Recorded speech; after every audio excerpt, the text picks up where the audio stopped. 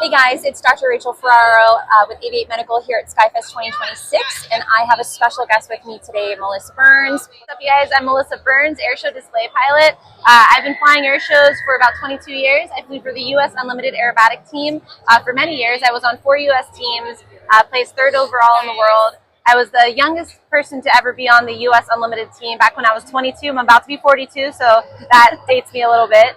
But recently, I'm a professor at Embry-Riddle. I'm a mom of 2 future aviators, and I'm doing air shows full time. Awesome. So first things first, I heard a rumor, which you confirmed, that you literally at your shows take on -7 Gs. Absolutely. And so how does one prepare for that? Sure. What is your advice, or what do you do? Yes. You kind of started talking about how you used to take a month to prepare. Now you feel like your body's got used to it. So tell us a little bit about that, because that's insane. Yeah, for sure. Yeah, it's so interesting because in aerobatics, in this type of high performance aerobatics, we pull high G, but it's short and quick. So we only have to prep for that quick G. If pulling a long sustained G like they would do in a fighter jet, you have a different type of preparation. For our quick, I might pull +12, -7, but where it used to take me about a month to build a tolerance up to that, I feel that my body, after doing this for decades, has built up sort of a natural resistance to it. So now I have, leading into my season, after a few flights, I'll pretty much have built my tolerance back up. For each flight, though, I still want to have some preparation, something to sort of wake up my body. So I find that if you ever watch a competition, you'll see that we do a warm-up maneuver. And in that warm-up maneuver, there'll be both positive and negative Gs. And that gives the body a chance to feel it before we go into that really high state G. Otherwise, if I am not going to have a chance to do a warm-up, I might do a handstand on the ground. That'll kind of pump me up, maybe get something just to get my heart rate up, get my blood flow. My airshow partner, he'll sit in the plane, he just yells and gets himself pumped, and it's just like, hey body, we're getting ready to go. Okay. So that's sort of my preparation. Physically, it's funny because you'll hear pilots say, oh, eating hamburgers and getting high blood pressure is good for G. Exact opposite. Okay. I hope so. That sounds terrible. Sounds terrible. Like, whoever's giving that advice, don't listen to it. I think about that mindset and that focus. For example, going through an airshow routine or a competition routine, you've got that 3 to about 10 minutes of pretty intense focus that you need and quick decision making. So I find that endurance and building up that, what's the right word for it? It's just sort of that mental endurance that you would fatigue out as you think about going for a run. When you start running, It's like your muscle memory. It's your muscle memory. Your mental muscle memory, your physical muscle memory. Exactly. And speaking of running, you've been posting each morning that you start your day with a run. I got to get up and get my steps in before the show starts. Okay. Do you do any other specific core work?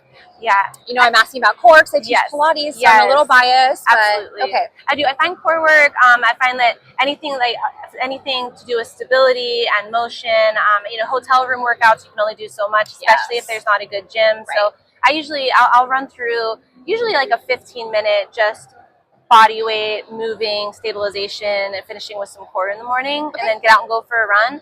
Because as pilots, we sit a lot. We're airlining, we're sitting in airplanes, we're in the worst possible body position. So I'm constantly trying to undo that. Right. I always tell my pilots, you have the most lofty expectations for health, and then the most sedentary job, other than mentally. Mentally, it's extremely stimulating, but it is just, it doesn't seem to add up. No, and aerobatics is great. I was an airline pilot, and I found it was one of the most difficult things to combat the health, really just the health issues with flying red eyes, being off on your sleep schedule, sitting, eating, whatever it is that they're giving it to you, not really having control over that.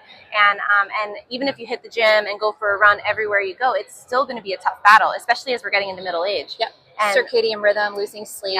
So what would you say is like the number one thing that you cannot do without to prep for your shows? I would say sleep. Sleep. Absolutely sleep. Okay. All right. I like it. Well, obviously you do a lot of other things, but you find sleep the most important. I do, because if I'm not sleeping well, then I'm tired. I don't have that mental clarity. I don't have my energy. If I sleep, I can get out and get my workout in. I have the clarity to get out and focus for my flight.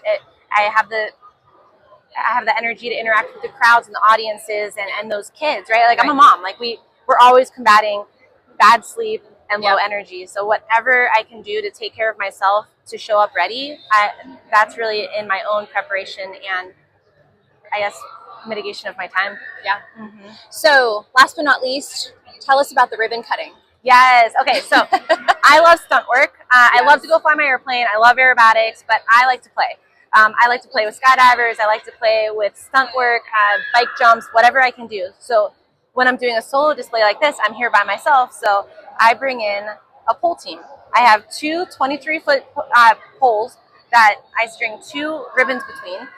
Between those ribbons, I'll fly under them, cut the top ribbon upside down with the airplane, and then the middle ribbon knife edge. It's been really windy here, so it's been a little extra challenging. Yes. But I have all my safety parameters, so don't worry. When you're out there holding the pole, I get to hold a pole. We're very excited. Yes.